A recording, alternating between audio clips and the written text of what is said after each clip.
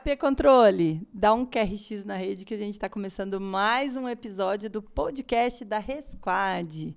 Hoje a gente vai falar sobre um tema que vocês vão gostar. Resgate e salvamento veicular. Para isso, a gente trouxe hoje a lenda, ele, Anderson Santos. É lógico, né? Ele sempre está aqui como entrevistador, mas hoje ele vai ser entrevistado. Legal. Mas antes da gente continuar, eu queria fazer um agradecimento especial para os nossos apoiadores, e em especial para a Resgatécnica, que é uma empresa que fortemente entra no mercado apoiando, né, toda a equipe aí de resgate e salvamento com equipamentos, EPIs, enfim. Vamos dar sequência agora. Anderson, obrigada pela sua presença. Eu que agradeço. É diferente hoje, eu estou do outro lado. Mas é legal, é um assunto bem bacana, é um assunto importante para o atendimento, né? Uhum. A gente percebe, a gente já vem falando isso em outros episódios sobre o cenário caótico que é das perdas de vida, né? Das Sim. pessoas que morrem aí no trânsito, né? Pensando nessas estatísticas, né? Que são muito ruins, né? Para o Brasil, a gente está sempre aí no ranking entre os 3, entre os 5, dependendo do índice que a gente está falando, né? E sempre de forma negativa, né? Tanto em quantidade de acidentes, né? Que não mais falam... A gente não fala mais acidente, agora é sinistro, né? Como em relação a óbitos também, né?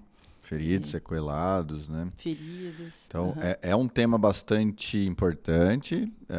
Talvez poderia estar sendo mais explorado, né?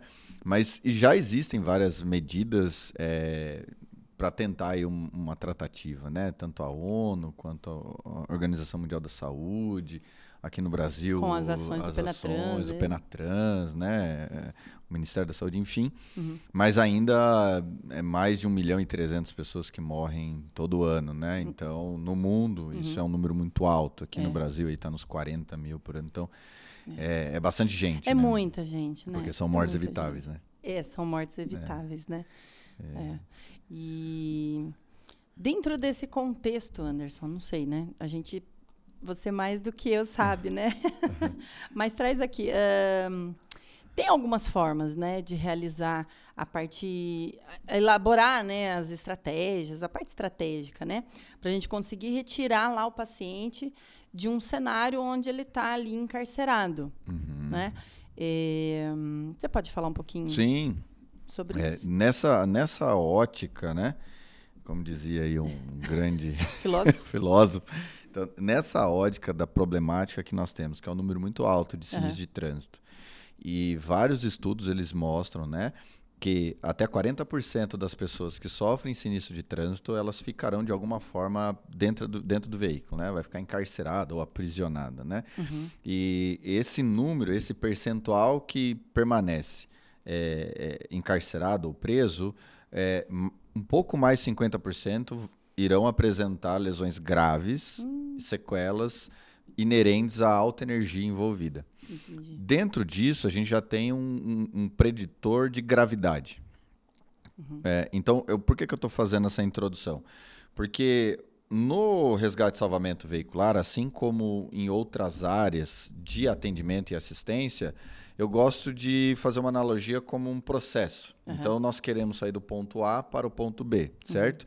No resgate e salvamento, nós queremos tirar o paciente daquela condição. Né? E se a gente for olhar de maneira conceitual, entregar o paciente no hospital na mesma condição, numa condição melhor na qual nós encontramos. Esse é o nosso objetivo se a gente for reduzir tudo e rápido. Então, para esse objetivo acontecer de maneira eficiente, porque daí você tem os outros pontos que jogam contra. Um é o que você acabou de mencionar, é tempo. Né? Existe um outro estudo, inclusive do Reino Unido, que ele mostra que quando a gente olha de maneira macro a ocorrência e dividir ela em 3, acionamento, deslocamento para cena e deslocamento para o hospital, os tempos de deslocamento, cena e hospital, eles são basicamente imutáveis, porque é física, né? Eu vou ter que andar naquela velocidade não e eu não estou colocando aqui as condições de clima e tudo mais. O ponto que sobra para nós, atendimento pré-hospitalar, é a cena. Entendi. Então, voltando para a analogia de um processo, todas essas ações, na verdade, esses processos que nós vamos sair do ponto A para o ponto B, ele precisa seguir de maneira organizada as etapas para que eu saia do ponto A para o ponto B. No resgate e salvamento veicular é a mesma coisa. Para eu conseguir atender esse paciente, tirar ele de maneira ágil e com qualidade, evitando sequela e tudo mais, eu preciso seguir várias etapas. Dentro disso, quando você estabelece trabalhar com um método, uma rotina, uma doutrina, isso torna esse processo eficaz, eficiente. Porque são várias etapas em cada fase da ocorrência. Então, a ocorrência a gente pode separar por fases. Sim. Mas não deixa de ser um processo. Eu quero tirar ele e levar para o hospital. Cada momento disso daqui, ele vai ser separado por fase. E dentro dessa fase, haverá ações. Né? Então, a primeira coisa que a gente precisa colocar em mente para quem está nos assistindo, nos ouvindo, é que o atendimento precisa ser sistematizado, precisa de uma metodologia. E tem uma forma como fazer isso? Existem algumas formas, né? Aqui no Brasil, nós utilizamos muito a escola europeia e a norte-americana como referência para nós desde os primórdios do resgate e salvamento, atendimento pré-hospitalar. Método e doutrina ali, né? Isso, para o pessoal seguir. Isso. Então, são países que iniciaram essa atividade antes. E aí, como forma de, né, vamos fazer ali, vamos adequar e copiar e dar sequência. Então, existem. Aqui no Brasil, a gente não tem um método ainda estabelecido único, né? Existe um trabalho de algumas instituições, mas, de maneira geral, cada instituição tem o seu método, sua doutrina, sua rotina, né? Porque todas elas já identificaram a importância de que, para esse ponto A, para eu sair do ponto A para o ponto B, é necessário estar muito bem desenhado o que, na verdade, por quê, o que, quando, por quem e como será feito, né? Parece até um clichê aqui das ferramentas administrativas, mas de fato é isso. Por que a gente está fazendo? O que nós vamos fazer? Né? Quem vai fazer isso daí e como isso vai ser feito, né? Então, quando você fala, né, que assim, ó, a gente tem, separando, né, em três etapas ali, né? Então, são pontos imutáveis, a questão do deslocamento. Quando você fala do tempo, e o tempo é crucial, né, nessa questão da sobrevida, de sequela e tudo mais, né? Tem como diminuir isso dentro ali? Porque você fala que é ali onde tem que mudar, né? Ali tentar entrar numa sintonia ali entre a equipe e também, enfim, sei que como eu não sei. Não, mas de fato tem como. Algo que eu já posso dizer aqui categoricamente é que quando você trabalha com método estabelecido, sem dizer qual, você já torna a ocorrência mais rápida. Isso é um ponto. Isso é ponto pacífico. Porque você evita o que nós fazíamos no passado. Vou falar porque eu fazia isso também. Por não ser tão sistematizado, era muito próximo de tentativa e erro. Por mais, né, não gosto de falar isso, mas é um fato, é uma verdade. Bateção de cabeça também, né? Tem a bateção de cabeça, porque entra mais em xeque quem domina mais o assunto, quem é o mais antigo, quem quer ir na hierarquia, o meu jeito, o seu jeito, o que eu vi, o que eu li, né? Então, esse é o primeiro ponto pacífico aí, que quando você tem uma forma de atender organizada, onde todos estão independente de qual seja, você já ganha ali. Você já ganha tempo, sim. Porque, imagina o seguinte, nós vamos construir uma casa e vamos iniciar, sei lá, vamos fazer o alicerce. E nós temos 5 pessoas. Se as 5 pessoas forem fazer a massa, ninguém vai dobrar o ferro.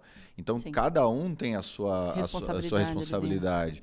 E quando essas ações são feitas de maneiras simultâneas, ela vai ser uma ocorrência mais rápida. Agora, o que tem que ficar claro, inclusive, para quem está do outro lado, quando o que a gente estabelece, o que a gente entende e o que a gente recomenda ou transpassa o que é recomendado, principalmente pela WRO, é que precisa de um método.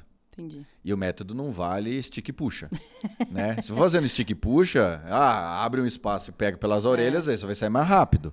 Agora, quando a gente fala de uma ocorrência sistematizada, que ela gira em torno de segurança, de humanização, de agilidade, de sistematização, quando você pega isso, você precisa disso, principalmente a segurança, você torna a ocorrência, mesmo com todas as etapas sendo necessárias ser realizada, ela mais rápida do que sem etapas ou sem método. E quantas pessoas precisam para conseguir fazer tudo isso? Esse é um ponto que dificulta pra 7. gente. Na Holanda. Na Holanda 7 no mínimo, né? Como diz o Marinos, né? A WRO, ela fala muito de 5 a 6 profissionais, né? E aí é um outro ponto dificultor para nós no país. Aqui no Brasil, a grande maioria, a realidade não é essa, né?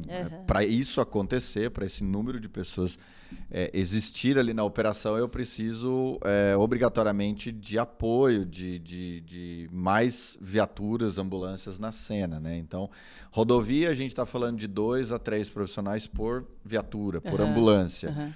Corpos de bombeiros também, tá nessa casa de 3, 4, 2, depende da realidade, tem lugar que não está com efetivo. Então, não é uma realidade numa única viatura você ter 5 profissionais. Né? Então, esse número, inclusive, ele tem um porquê importante a gente entender.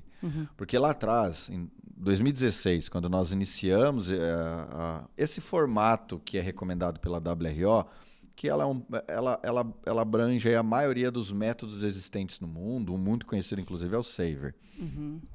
WRO, para quem não conhece. World Rescue Organization. E o meu inglês? Lá! Então, é a Organização Mundial de Resgate. Então, lá atrás, em 2016, a gente tinha uma resistência gigantesca da maioria dos profissionais, principalmente os que tinham experiência, porque o primeiro apontamento era esse. Não, mas...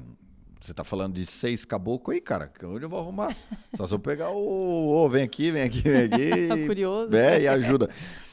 E quando, na verdade, é uma recomendação. No entanto, o que é um critério é você ter 3 áreas de atuação. Né? Então, você atuar lá com a área de comando, a área técnica, a área de APH. Né? Mesmo assim, se você estiver atuando em 2, se você seguir essas 3 áreas... E a partir do momento que você conhece o método, você ir realizando, de acordo com a fase, as ações de acordo com a atribuição de quem seria esses outros, você vai acumular a função, a ocorrência é mais organizada. E mais do que isso, como ela é sistematizada, a sistematização de qualquer ação, no resgate e salvamento é diferente. Ela vai te trazer mais segurança do que você está fazendo, porque tem menos erros. Você está fazendo sistematizado. Ela vai te dar velocidade, porque você não vai ter tanto retrabalho. Você vai fazendo um passo de cada vez. Ela vai deixar mais segura a ocorrência. Entendi. Porque você não vai avançar para a etapa B se a etapa A ainda na segurança não está pronta. Não finalizou. Então... O ideal é esse número, de 5 a 6, e que você trabalhe nessas 3 áreas. Nós costumamos dizer, entre os bastidores, que se você pegar uma equipe com 6 pessoas, sem método, sem treinamento sobre o método, mas exigir que ela faça um resgate e salvamento em cima de um método, entende? Sim, entendi. Então, vamos falar assim, Joãozinho, Mariazinha, vou dar lá, vocês 6. Tá aqui o método e eu quero que vocês tirem a Letícia desse carro aqui. Eles nunca treinaram e nunca trabalharam dentro desse método. Se eu pegar 3 profissionais... treinado e conhecendo o método, esses 3 vai tirar muito mais rápido do que os 6. Então, não é a questão da quantidade, não é a qualidade também influencia. Bom seria se tivesse, Se tivesse, aí se ideal, a gente equalizar ambas equipes, uma de 3, uma de 6 ou de 5. Todos treinados, é óbvio, né? Rapidão. Milagre não vale, né? Milagre não vale, porque o de 3 vai ter que acumular a função de pelo menos de 2, né? Ou 3. Entendi. Então, isso é importante o pessoal entender isso, principalmente para quem está na posição de gestor, de multiplicador, de docente, porque ele precisa entender o porquê. Não é simplesmente porque a WRO fala. O porquê que nós fazemos assim. É enxergar o processo da operação de maneira macro mesmo. Porque entender, senão é porque é o protocolo. Uma outra coisa que eu sempre escutei, né? vários questionamentos, né, em relação ao comando ali, né, do momento ali, né? Quem que vai comandar aquela operação? Na rodovia, por exemplo, é o médico? É o enfermeiro? Quem? Boa, essa é uma discussão bem antiga. Uhum. Até, eu acredito que é uma evolução. Uhum. Eu não vejo como certo e errado, né? Conceitualmente, você encontra erros. Quando você está olhando conceitualmente quem deve ser o comandante. Mas quando você olha a evolução do processo resgate e salvamento no Brasil, é uma evolução. A gente está aprendendo junto. De maneira, olhando para o conceitual, o médico e enfermeiro não é ideal que ele seja o comandante. Não que ele não possa, mas não é o ideal. Quando eu estou falando de resgate e salvamento, vamos imaginar o seguinte, nós temos... vamos chamar de duas operações, duas ações distintas, dentro da mesma operação, duas ações distintas. Nós temos as ações de salvamento e temos as ações de resgate. Tá. Então, se o médico ele está inserido na ação de resgate, que é atender o paciente, assistir o paciente, e ele, por ser o profissional com a maior competência técnica sobre aquilo, se ele estiver fora do veículo, ele não vai conseguir atender o paciente. E para comandar, tem que estar fora. Esse é um critério básico, isso é fundamental. Se ele estiver dentro do veículo, ele não tem a visão do comandante do lado externo. E por que o comandante tem que estar do lado externo, independente se seja médico, enfermeiro ou qualquer outro profissional? Porque ele tem que ter uma visão geral, macro, ampla, da operação. Que envolve segurança. Segurança, é isso aí. Tempo. Então, se a decisão... eu costumo dizer que os profissionais de resgate e salvamento, eles precisam ter algumas habilidades ali, né? Uma delas é a visão estratégica do negócio, ela enxergar a operação de maneira estratégica.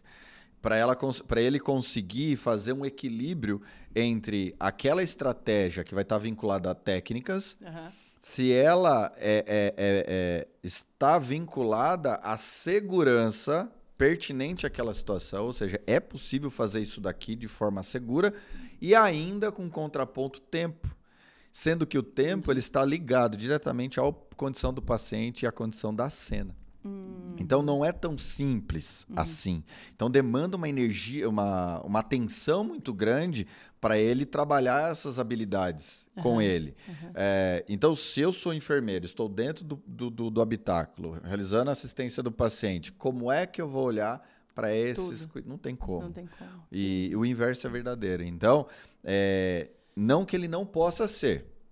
Ele pode, mas ele não vai poder atuar como médico assistencial. Ele vai virar só comandante. No resgate. No resgate, entende? Então, às vezes, quem está nos ouvindo fala assim, não, mas eu sou médico, eu domino resgate e salvamento, né? Não é tão comum, resgate e salvamento não é da nossa área da saúde, né? Tanto enfermeiro quanto médico, a gente acaba desenvolvendo isso não na pós-graduação de urgência e emergência e tudo mais. E, cara, por que eu não posso ser comandante? Pode. Sim. Você tem que entender qual que é o princípio. O benefício maior dentro ali daquela operação. Porque se você entende isso, você pode mesclar. Não é eu costumo dizer, não é um crime. Então é uma outra pergunta que eu ia fazer. Ser. Tem Entendeu? como? Tem. Então, na mesma operação, tem lá, né, um sinistro. Então, iniciou lá com um comando ali, né? Uma pessoa, um socorrista. Isso pode passar, pode trocar. É vivo, então, isso daí?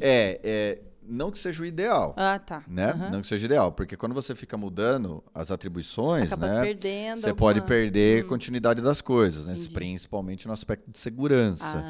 Mas o que eu quero dizer, imagina o seguinte, eu sou médico, eu estou numa equipe todas muito mais novas do que eu, é uma realidade isso que eu estou falando, né? Do último treinamento veicular onde eu trabalho, nenhum deles participaram e só eu. Médico. E eu sou médico.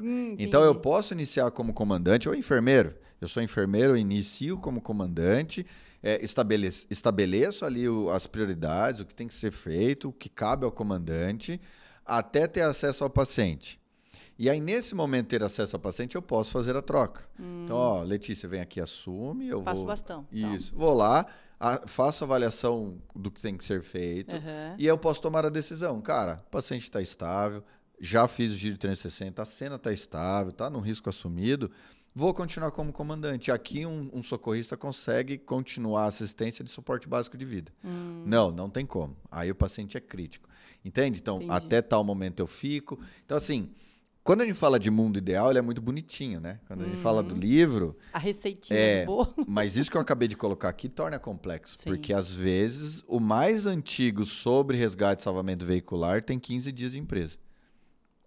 Entende? Com um curso na carreira de 10 horas, de 20 horas.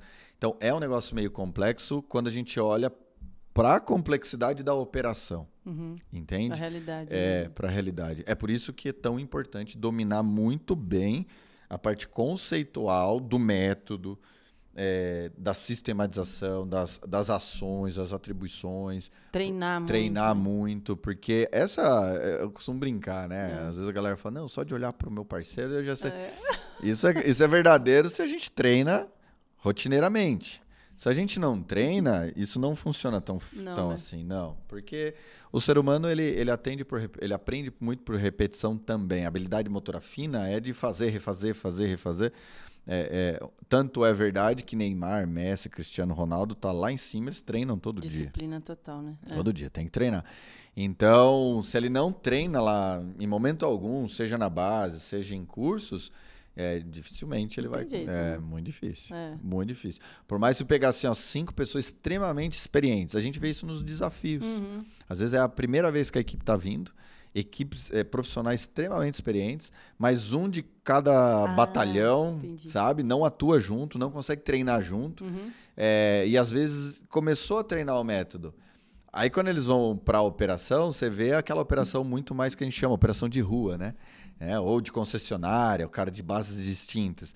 E aí, quando você olha para outra equipe que já vem treinando, já vem participando, essa organização e essa aplicação do método... Aí desse jeito vale, só olhar para o outro, as coisas já estão andando. Então, de fato, é igual o pessoal piloto da Esquadrilha da Fumaça, que os caras fazem aquelas manobras, o cara vai bater.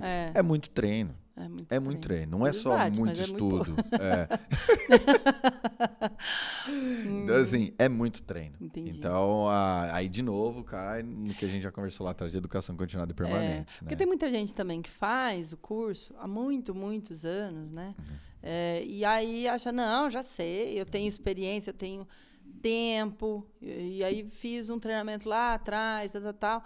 E as coisas vão atualizando, vão mudando. Imagina se você tivesse parado lá atrás, primeiro que você fez, né? E as coisas vão atualizando, né? Mas deixa eu te perguntar uma coisa, uma dúvida, tá? Pessoal do SAMU, né? A ambulância do SAMU não tem o equipamento desencarcerador, não tem ali o compartimento de resgate, né? Então, eles, por exemplo, vão atender um sinistro ali, né? Com vítima encarcerada, o que eles fazem? Cruza o braço, esperando, como é que é? Boa. Existe um entendimento até equivocado. Por vezes, eu ouço isso, né, em alguns eventos. Não, mas se eu não tenho desencarcerador, eu não faço salvamento veicular. Desencarcerador não é um sinônimo de salvamento veicular. Existem metodologias para a gente realizar o atendimento do paciente encarcerado sem meios destrutíveis, sem eu ter que cortar, romper, afastar estrutura do veículo, né? Existe forma de eu basicamente, até uma terminologia que o pessoal de Santa Catarina fala bastante, que é o desmonte, né? Então, eu vou literalmente desmontar o veículo. Então, eu tiro um banco, eu tiro porta, sem cortar. Entendi. O que vai precisar... pode ser necessário para algumas ações de desmonte ferramentas como chave de impacto, entendi. Mas para outras não. Daí você usa o próprio recurso do veículo. Então você pode baixar o banco, colocar o banco para frente, o banco para trás, elevar ele, volante escamoteável ou não. Então você tem ali tira o tampão traseiro, se for veículo hatch. Então, encosto de cabeça, você tem meios ali que só com as mãos... As duas. As duas mãos. Então só com as mãos ali você consegue criar grandes espaços. A gente tem que lembrar que uma boa parte do pessoal da equipe de SAMU, por vezes eles atendem eles. Não dá para o pessoal, para quem acredita, continuar acreditando que o fato de ser necessário, por exemplo, mas ele não tem nem o capacete, não tem luva e não tem calço de madeira. Isso já são mais dificultores do que a ausência do desencarcerador. Mas não adianta acreditar que esses profissionais vão deixar de atender, porque se eles não atenderem, não tem quem atende. Tem região que é só o SAMU que vai atender. Não vai chegar um Então, outro apoio, eles não só vão, como eles já fazem isso há muitos anos e de maneira brilhante, porque se não tem outro recurso, vai fazer o quê? Não tem dúvida. Né? Vai deixar morrer? E aí? Então, o grande ponto que eu coloco para quem trabalha em serviços que não possui material e equipamentos de resgate e salvamento conheçam a metodologia, dominem a metodologia, conheçam as terminologias, conceito. Então, ele tem que saber. Eu não tenho desencarcerador, mas isso não me impede de saber o que é um encarceramento físico, um encarceramento médico, ou tipo físico 1, físico 2, mecânico, enfim. Isso não impede, isso não tem nada a ver. O desencarcerador ele vai entrar, de fato, após os planos. Se durante o plano a gente for necessário realizar um corte, aí é a hora que ele vai falar, cara, não tem mais o que eu fazer. Deixa eu te interromper um pouco. Você falou do plano, né? O que seriam esses planos? Os planos, isso foi um divisor de águas pra gente no passado, né? Até 2016, vou falar por mim, tá? Quando eu trabalhava em rodovias lá em São Paulo, a gente não tinha muito estabelecido o plano do que nós iríamos fazer para tirar o paciente daquela condição. Era algo assim, se o painel está prendendo o abdômen e a pelve, eu tenho que erguer o painel. Se o pedal está prendendo no pé, eu vou ter que criar esse espaço. Entende? Entendi. Então, era uma visão muito mais de criação de espaço para uma rota de extração do que pensar no que pode acontecer e se isso acontecer, o que eu vou fazer. Então, não existia um pensamento estratégico antes, durante a operação. Era uma coisa meio ação-reação. Eu vejo isso, faço isso. Eu vejo isso, faço isso. Entendi. Por isso que a gente volta e meia fala, era meio tentativa e erro. Entende? Porque se não der certo aquilo ali que tá fazendo, vai ter que recalcular. E aí, se você puxar na história desses períodos aí, nas décadas passadas, você tem um monte que durante a operação o veículo iniciou incêndio, não teve como combater e o paciente morreu carbonizado e ele estava vivo. Então, tem várias histórias aí.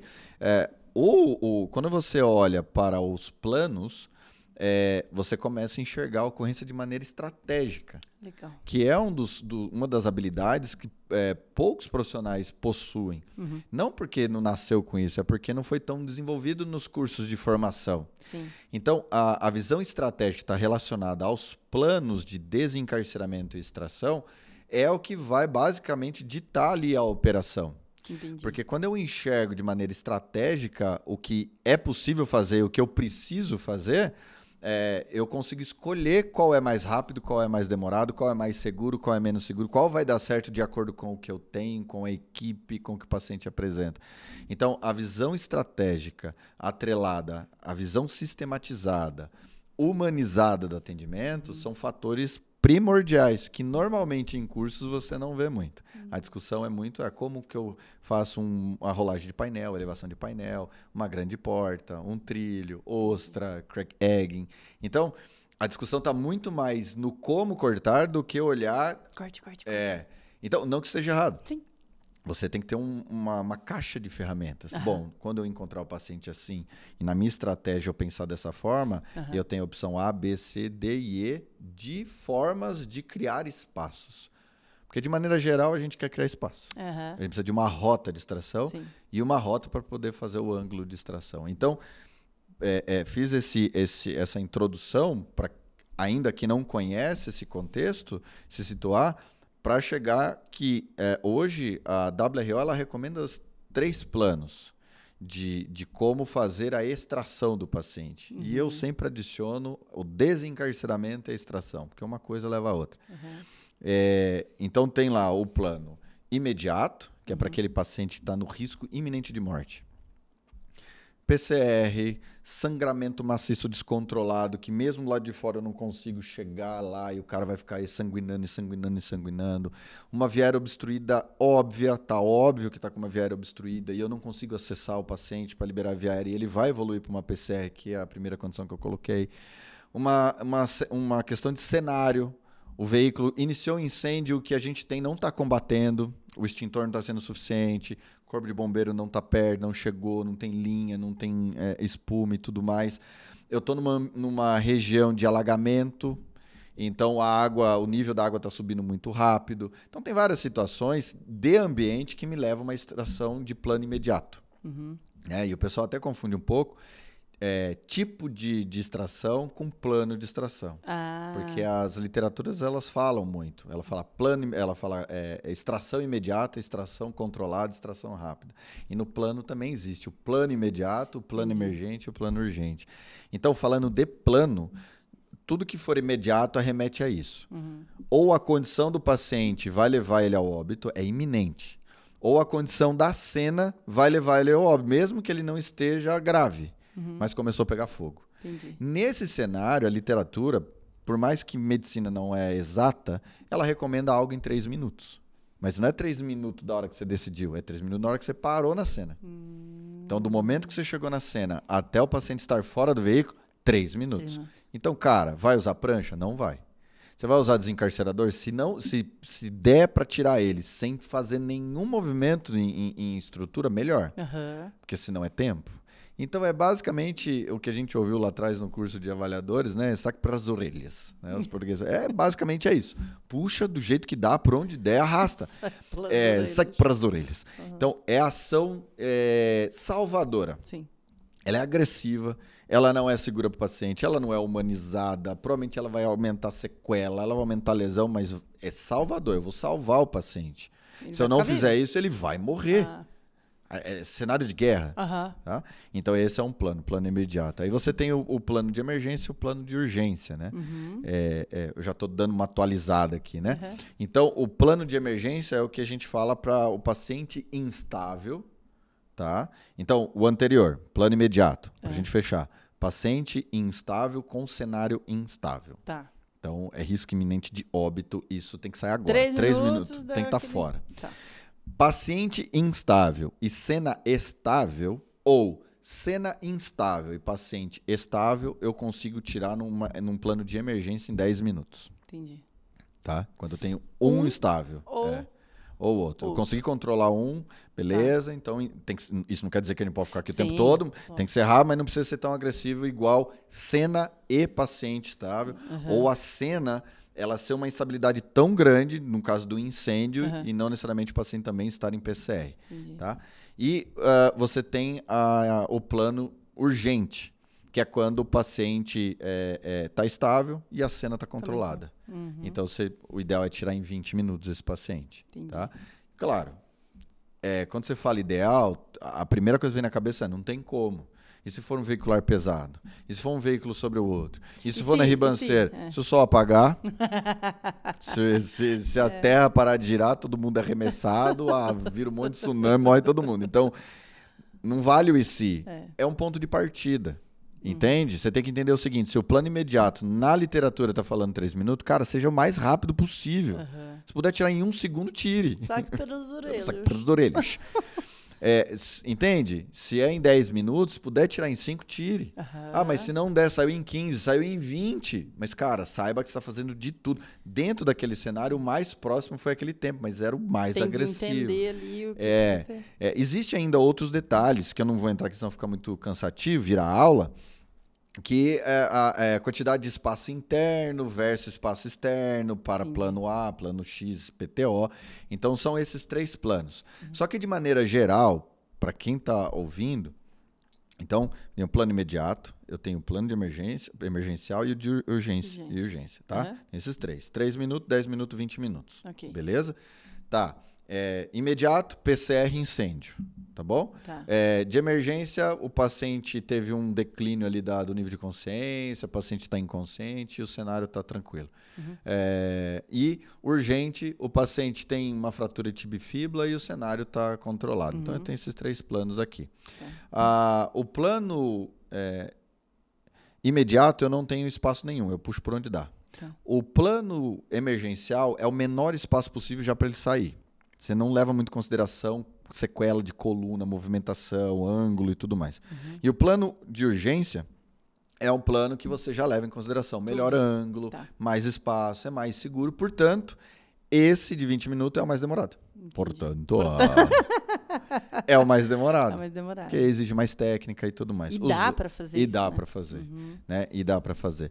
Então, esses são os 3 planos que existem.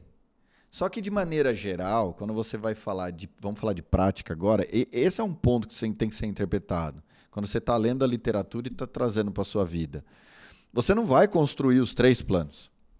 O primeiro plano ele só entra em discussão de tomar a decisão ou não de usar ela se eu chego na cena e tenho essas condições. Risco iminente de óbito do paciente por PCR, essas que eu te falei. Você chegou, você já vê, né? Você já viu. O paciente está lá em PCR. Já tem essa informação. Cara, você consegue tira. Já iniciou incêndio, não está dando para controlar, tira. Sim. Você não vai evoluir outros planos. Mas isso pode mudar durante a operação? Pode. De novo, a gente tem que saber interpretar o que está escrito com a vida real.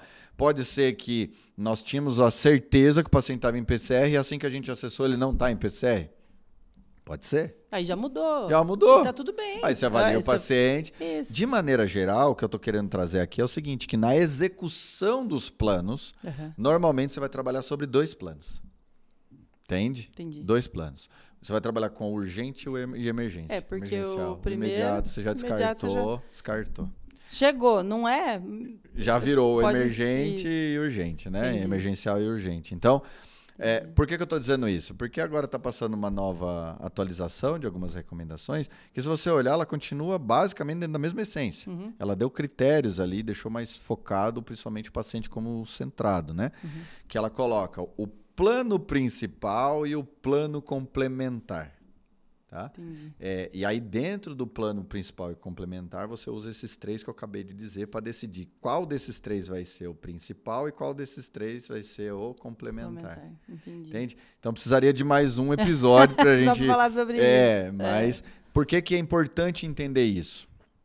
E vale todo esforço debruçado em cima. Porque quando você domina o plano e domina a estratégia, você diminui com certeza... absoluta o tempo, né? Uma redundância. Com certeza você diminui o tempo. Por isso que você diz que o treinamento faz uma diferença importantíssima ali dentro da cena, né? Sim, porque às vezes também, né? Quem está ouvindo e está assistindo fala assim, não, mas vou treinar o corte, vou treinar a tática. Não, você vai treinar o pensamento crítico sobre os planos. Você pode pegar lá, né, o Capitão Lazarim, um abraço, Capitão Lazarim. Ele fala muito dos simuladores de mesa, né? Com carrinho Hot Wheels mesmo, né? Pega ali, coloca, imagina a posição do paciente e discute, cara, aqui nós faríamos quais planos.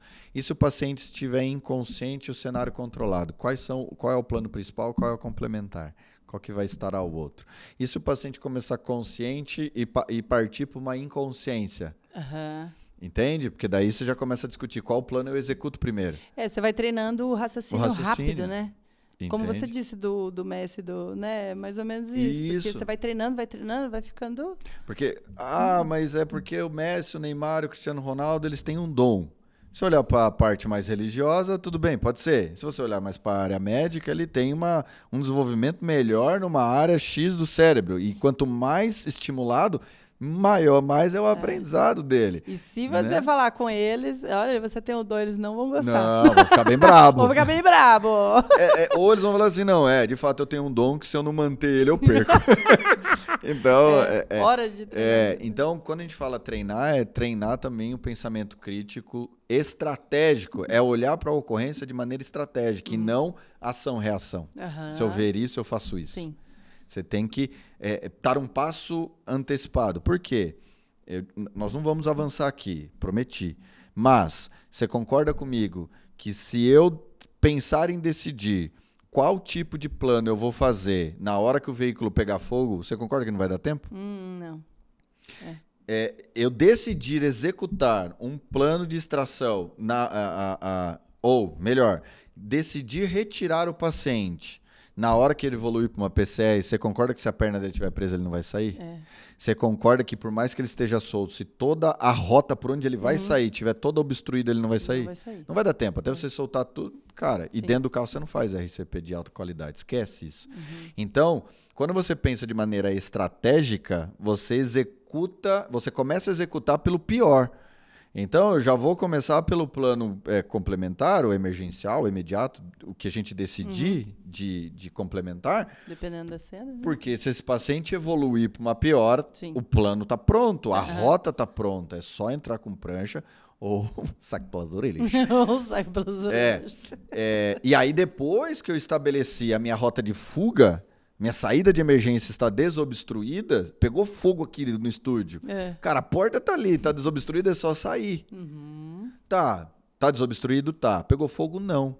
Mas por onde é melhor para sair? Cara, é muito melhor a gente sair por aqui, ó, o tamanho dessa porta aqui. Sim. Aí a gente evolui para esse plano aqui, como plano, entende? Então, precisa de mais um pouco de discussão, para até se a gente puder apresentar algumas imagens para facilitar. Tá? Mas é extremamente importante esse aspecto estratégico para quem está no resgate e salvamento. Ele entender isso. E na tua opinião, numa equipe, quais são os pontos principais que eles precisam desenvolver? Boa. Eu costumo dizer, e até pela própria vivência do que eu vi de evolução, do que nós fazíamos e como nós estamos fazendo, a oportunidade que eu tenho de ir nos desafios, alguns desafios estaduais, nacional, de resgate e salvamento, pela ABRES, Associação Brasileira de Resgate e Salvamento, eu percebo o seguinte, que as equipes que estão mais desenvolvidas, elas possuem algumas características que são muito similares. Tá? Por exemplo, eles são muito estratégicos. A estratégia, a tomada de decisão deles em cima da estratégia do que vai ser feito, o planejamento do que ele vai executar antes da execução, ela é muito bem feita. Eu percebo que durante a operação inteira, independente das fases, se o seu serviço separa por fase, por etapa, todo momento ela está vinculada à humanização do atendimento. Entendi. Entende?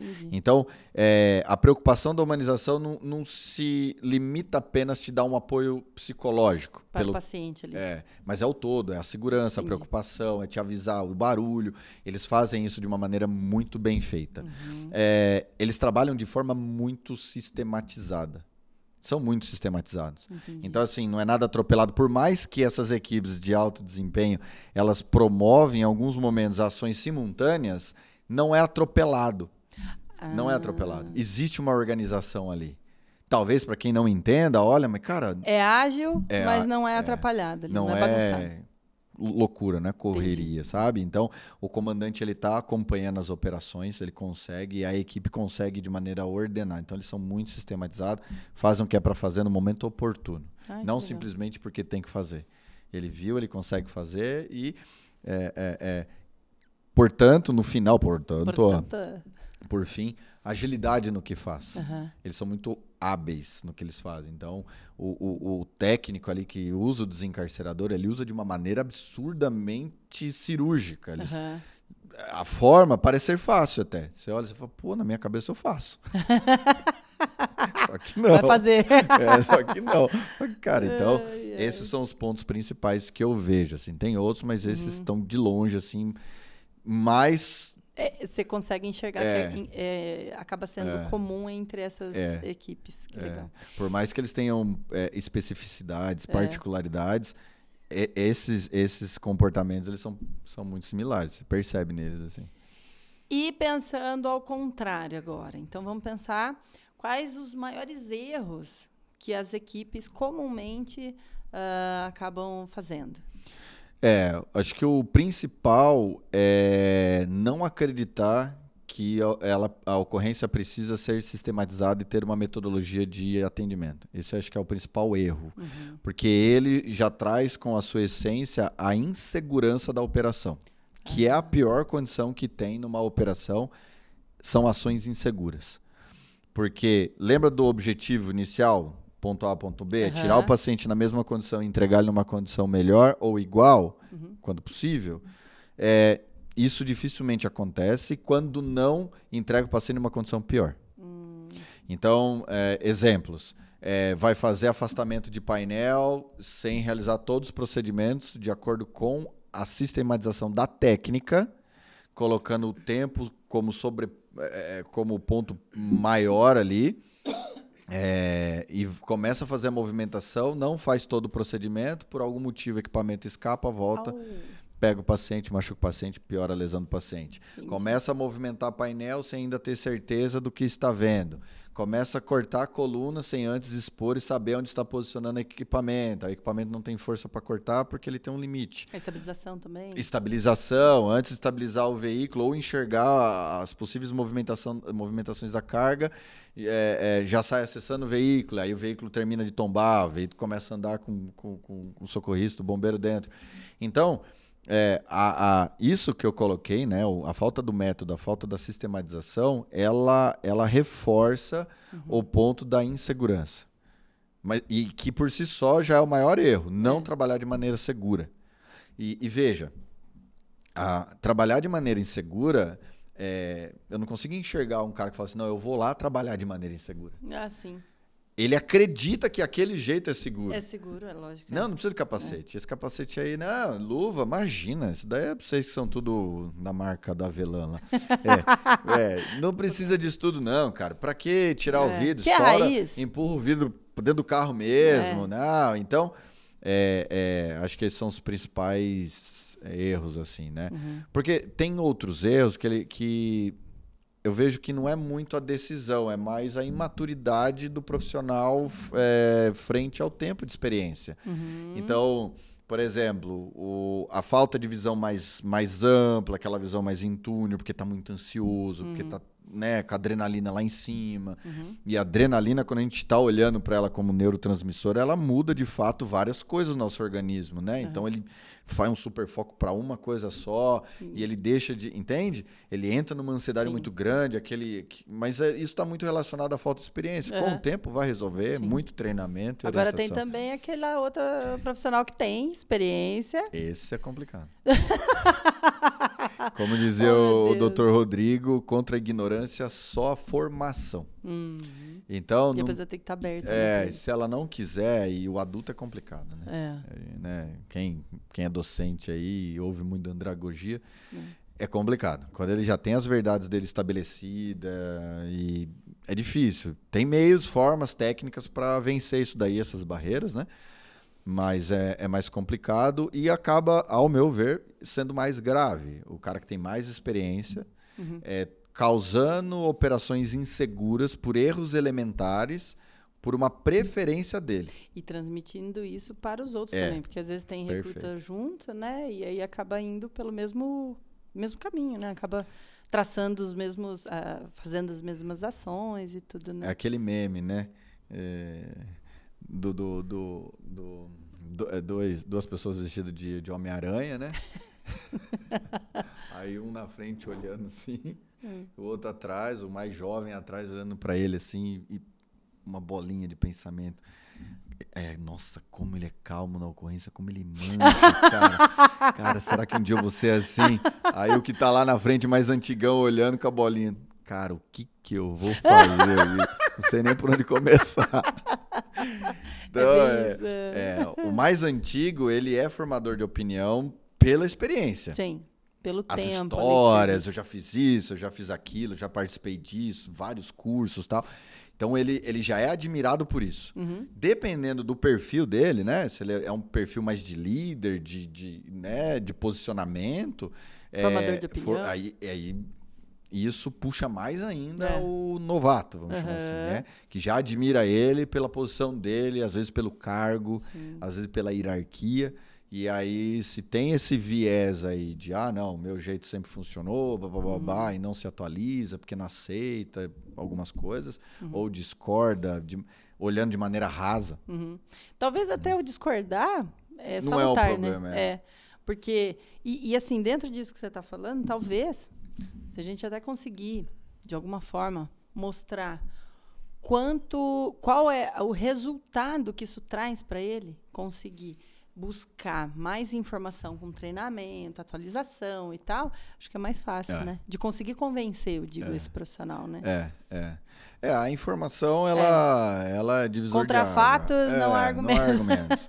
E cada vez mais o próprio resgate e salvamento, ele está sendo municiado de artigos, né? O que a gente chama muito de medicina baseada em evidência. Então, isso está tornando cada vez mais presente. E até no Brasil, aqui, a gente já tem vários pesquisadores. Então, isso facilita bastante, porque daí a gente tem cada vez mais fatos, né? Sim. Então, a gente já consegue saber que, dependendo do ângulo que você fizer a extração, vai movimentar mais ou menos a coluna. A gente já consegue saber que, com ou sem método, você vai gastar mais ou menos tempo de extração, mais tempo de cena, e por aí vai, né? Por aí vai. Então, isso é o que faz quebrar essas barreiras desses profissionais cada vez menos presente, mas ainda existe. Porque o Brasil é muito grande. O Brasil é muito grande. A gente está falando de um país basicamente continental, ele é gigantesco. Né? A gente tem vários locais no Brasil ainda que tem profissionais que nunca tiveram um treinamento de resgate e salvamento veicular, porque não chegou lá. Sim. Agora, você faz a pergunta, será que lá tem esse tipo de ocorrência? Lógico que tem. Claro. Carro tem para todo lado, né, gente? Salvo se o cara morar só em cima d'água, aí não vai ter carro. Depois a gente pode até colocar na descrição, mas eu vi esses dias a quantidade de frota de veículos, né, que o Brasil tem, é assustador. Não, assustador. Assustador. É aquela história, tudo que acontece no Brasil é tudo muito, é tudo né? Muito grande, tudo é muito, de falar, né? Covid, quando aconteceu, lá em cima, né? Isso é um ponto que tem que ser considerado, né? Mas quando a gente olha para os números, também ele está relacionado à proporção, né? Então não é porque a Holanda é menor, lógico, né? É proporção. Então, é nessa linha que a gente tem que cada vez mais trabalhar e batalhar para reverter. Porque quando você olha lá para o Penatrans, e quando você olha lá para a segunda década de trânsito, e você olha para as metas, um dos pilares está exatamente batendo em nós da equipe de emergência de pré-hospitalar, no pós-colisão. E nesse contexto aí, gira a capacitação desses profissionais. Sim. Então, veja, cara, você quer mais o quê para eu te provar? Que precisa. Você precisa atualizar, você precisa treinar. Não tem milagre, né? Até tem, mas a gente não tem não é por nós. Não é. Então, eu vou esticar minha mão aqui. Não é por nós. Né? Isso aí. Anderson, obrigada. Imagina. Episódio enriquecedor. Tenho certeza que vai ter muita gente comentando sobre esse episódio. Precisa, né? É necessário. Queria que você deixasse uma mensagem para o pessoal que está assistindo a gente, que enfim, está nos acompanhando, né? Nos acompanhando, nossos seguidores. Né? A principal mensagem que eu deixo, ela é simples, mas é o que eu entendo como mais eficaz, né? Independente da circunstância, onde você esteja inserido, procure sempre se capacitar e fazer o melhor para o paciente, né? Para o paciente, porque quando a gente se compromete a fazer algo de maneira bem feita e mais do que isso, fazer o que é para ser feito, independente de qualquer coisa, o resultado ele vai acontecer. Ele vai acontecer. Então, quando a gente está falando aqui o bom resultado, ele vai chegar. Independente se o coleguinha do lado não gosta de treinar, não gosta de estudar, se você fizer a tua parte, quando chegar o seu momento de fazer a diferença na vida de alguém, você vai fazer. Então, acho que esse é a maior reflexão, não é nem mensagem de reflexão que eu posso deixar aqui para quem está nos acompanhando aí. Quero agradecer a Resquad de poder falar um pouquinho, é um assunto que eu sou suspeito, gosto apaixonado, muito. Ama, domina. A gente vem cada vez mais estudando sobre. E faço até um convite para os colegas enfermeiros também se inserirem nesse meio, né? Tirar um pouco o preconceito que o salvamento veicular só é para bombeiro, só é para resgatista. E não, nós somos interdisciplinar, nós estamos todos ali pela mesma missão, todo mundo tem sua função. É uma área da urgência e emergência do pré-hospitalar móvel, salvamento veicular. Eu não deixei de ser enfermeiro, né? Então, precisa cada vez mais de profissionais capacitados, porque o que a gente mais vê em literaturas e artigos científicos é que o trauma sangrante é um dos maiores causadores de morte nas primeiras 24 horas. E no sinistro de trânsito, a grande maioria fica encarcerada.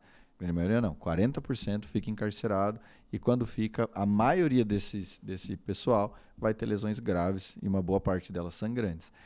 Então, quanto bom saber quanto mais a gente se qualificar, melhor vai ser a assistência para o paciente. Né? Então, pode repetir? A gente já estava terminando, mas fala de novo para poder entender. Até 40% das pessoas que sofrem sinistro de trânsito, elas ficarão encarceradas. Entendi. E um pouco mais da metade, que 50,2%, dessa galera que ficou encarcerada, elas terão lesões graves. Olha só. E a maioria dessas lesões serão sangrantes. Entendi. E dessas lesões maciças, a maioria morre nas primeiras 24 horas. Tem artigo que fala que morre em 6 horas. Entendi. De lesão maciça, sangramento maciço. Então, para a gente conseguir chegar nesse paciente e identificar o problema e tratar, a gente precisa estar inserido. Porque se você não sabe nem como se posicionar, você só vai ter acesso ao paciente quando ele sair 20 minutos depois, 15 minutos depois, 1 hora depois. Então, não tem muito para onde correr. Quem está no móvel, é importante ser inserido aí. Legal, bacana. Legal. Obrigada, Anderson. Eu que agradeço. E também deixar aqui um agradecimento, novamente, um agradecimento às nossas marcas aí apoiadoras.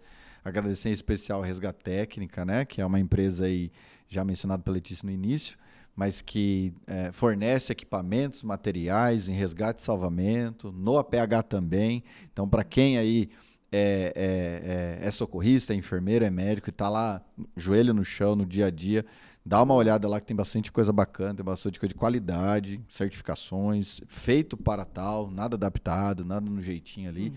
Para você que é gestor, você que é dono de empresa, tudo, e quer também aí fazer aquisição de equipamentos, também faça um contato lá que tem bastante coisa.